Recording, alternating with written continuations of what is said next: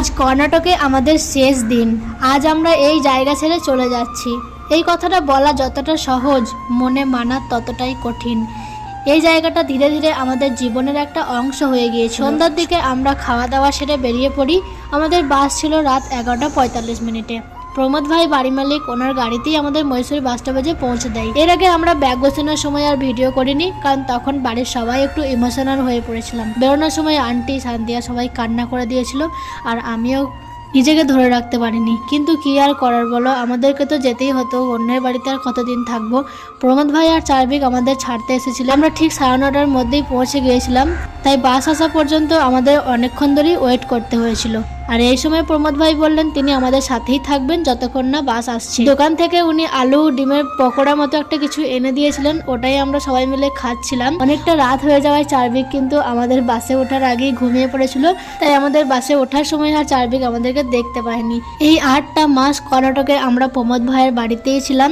এই 8 মাসে ওনারা আমাদের আত্মীয়র মতো হয়ে গিয়েছিলেন। এই কারণে বিদায়টা খুব সহজ ছিল না। বাড়ির সবাই খুবই ইমোশনাল হয়ে পড়েছিল, কিন্তু আমাদের যাওয়াটা খুবই দরকার ছিল, কারণ এখানে প্রচণ্ড ঠান্ডা করেছিল, কাজের সমস্যাও হচ্ছিল, আর আমার তো ডেলি ভিডিও আপলোডও হচ্ছিল না। আর তোমাদের দাদাভাই বলছিল তুমি যেহেতু আমার সাথে এসেছো ভিডিওর জন্যই, আর সেটাই যদি না করতে পারো তাহলে তোমার এখানে থেকে লাভটাই বা কি। তো এই কারণে আমাদের এই সিদ্ধান্ত নেওয়া। রাত 11:45 আমাদের বাস চলে আসে। আমরা এসি বাসে উঠে পড়ি। 7 থেকে 8 ঘন্টা যাত্রা শেষে সকাল 6:30টার দিকে আমরা কেরালায় পৌঁছে যাই। নামার একটু আগেই আমাদের শরীরটা খুব খারাপ হয়ে যায়, কারণ কেরালার রাস্তা খুবই আঁকাবাঁকা, তোমরা তো অনেকেই জানো। তো সেই কারণে আমাদের দুজনেরই শরীরটা খুবই খারাপ হয়ে গিয়েছিল, তাই নামার সময়তেও না আর ভিডিও করা হয়নি। তো আজকে আমরা কেরালাতে পৌঁছালাম, সকালবেলায় পৌঁছে গেছিলাম, এখন দুপুর হয়ে গেছে।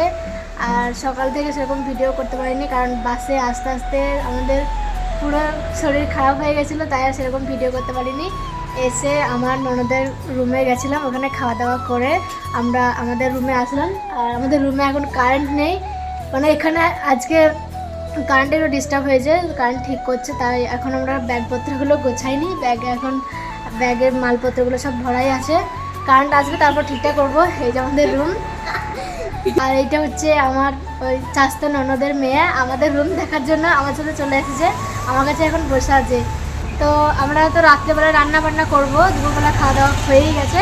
আর রাত্রেবেলায় কী কী রান্না বান্না করবো সেসব তো এখন কিছুই নেই রুমে। তো সন্ধ্যাবেলায় বাজার টাজার করতে হবে, অনেক কিছুই কিনতে হবে। নতুন রুম, বুঝতেই পারছো, অনেক কিছুই ফেলে এসেছি, আবার অনেক কিছু এনেওছি। তো যেগুলো আনি নাই সেগুলোই কিনতে হবে।